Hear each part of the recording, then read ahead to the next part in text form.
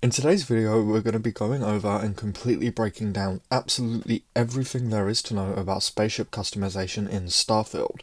A few months ago, before the showcase, I made a video speculating about how we might get spaceship customization in Starfield, and well, I was right. That video did extremely well for a channel as small as my own, so I figured why not break down absolutely everything that there is to know about spaceship customization in Starfield. So with that said, let's just get straight into it because I don't want to waste any more time. So right off the bat, you can see that this was clearly recorded in some kind of spaceship mechanics store. You can see here that it tells us not just how much we, the player, have when it comes to credits, aka Starfield's currency, but also how much the vendor has. So this is obviously where we will be going to customize our spaceships, although I would bet that there is multiple mechanics around the galaxy that we can land at who probably sell different things, not just this one particular one. And down here we can see the Constellation logo with the ship's name next to it. This makes me wonder if we can change our ship's name, but there is more on that later on in the video. Ideally I would like to, but this could also just be an indication of having multiple ships, like owning multiple ships. Like we may be able to have more than one spaceship, otherwise what's the point of showing us the name of the ship, right? We know that our ship is called the Frontier. And next to this, we see stats for our laser weapons, ballistic weapons, and missile weapons.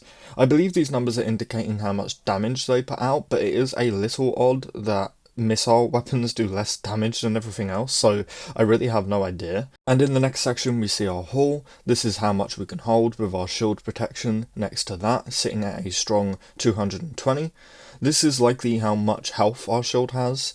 Next to this we can see cargo, which tells us how much weight our ship can hold. Now after this we see crew. I don't know if this is telling us how many crew members we currently have on board, or if it's telling us how many crew members the ship can hold, but I'm willing to bet it's how many we can hold. And then next to all of this we see our jump range next, our mobility, top speed, and mass. All of this can be upgraded to be better, which is super exciting. We'll talk more about that later on. Now we do see a little warning sign here, and later on it changes to an error sign, so we obviously can't make ships however we want, which kinda sucks in my opinion. It needs to be realistic, and I understand that, and I agree with it. I mean, Starfield is a very grounded game, and I just know for sure I'm gonna wanna make my ship look one way and it's gonna have 110 errors.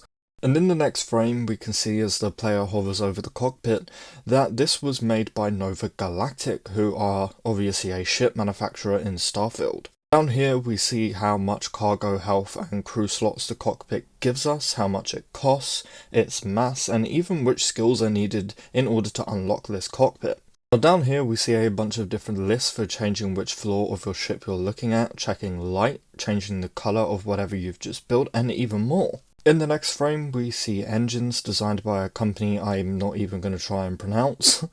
One thing I really want to point out here is this little class thing here, clearly showing us that we can upgrade from a class to possibly first class engines and whatnot. Now down here it says, every spaceship needs engines. Upgrade to increase speed and acceleration. Mass of entire ship will affect performance. So obviously if we buy a crappy engine we won't be able to fly as fast or have as good mobility as shown down here. Now one thing I do really want to point out is this one engine costs 120 grand. Now in previous Bethesda games 120 grand in coins or bottle caps would take a long while to get, so it's clearly going to be easier to get credits in Starfield than it has been to get money in previous Bethesda games, or at least I hope so. Things are obviously clearly more expensive, which does kind of make sense, so when you're looting chests or lockers or bodies of your enemies, you're clearly going to be finding a lot more money than you normally would in BGS games. Again, at least I hope so. And next we see fuel tanks, clearly indicating that we will have to stop and buy fuel, which is another reason we'll need more money in this game. It won't be like the Outer Worlds where you just send your ship somewhere. We can actually run out of fuel. It is interesting to think about. What if we're flying around and we run out of fuel out there? Do we just crash land into a nearby planet? But the landing animation still plays? Do we have to call a recovery service? I really have no idea, but I'm really interested to know.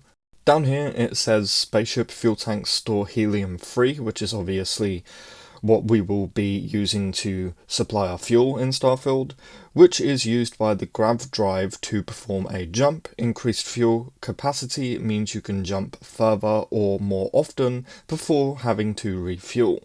So we can jump more than once at a time, which sounds fun, sort of like one after another and after another. That does sound fun.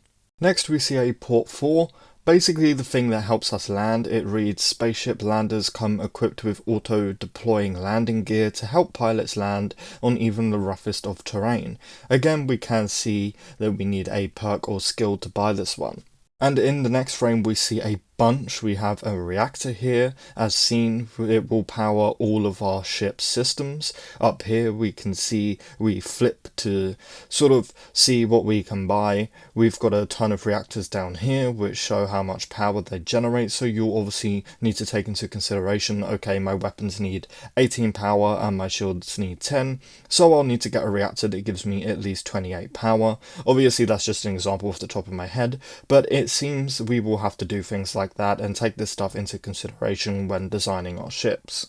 And in the next frame we see something I was very happy to see during the showcase, which is a colour wheel.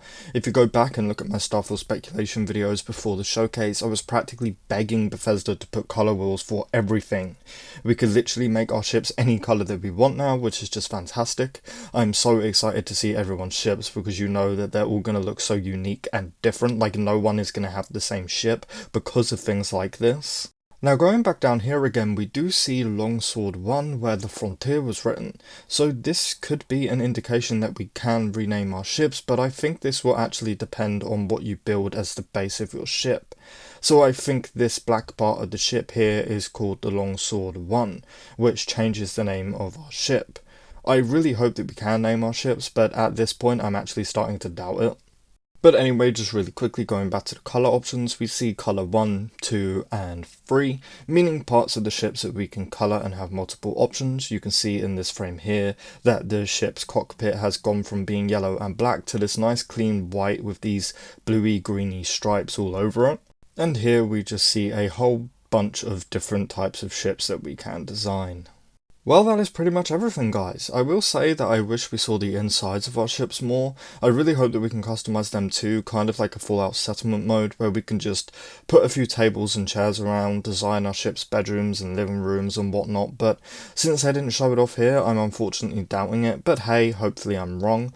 Anyway, that is going to do it. That is pretty much everything we know about spaceship customization in Starfield. I did try to keep this as short as possible in order not to waste anybody's time, but either way, if you enjoyed the video, please do drop it a like. It really helps out smaller channels like myself. And hey, if you want to stay up to date on Starfield news, leaks, discussions and more breakdowns and plenty of other content, be sure to subscribe because we cover it all over here. We're also really hoping to hit 1,000 subscribers sometime soon, so if you do subscribe, your support would truly mean the world.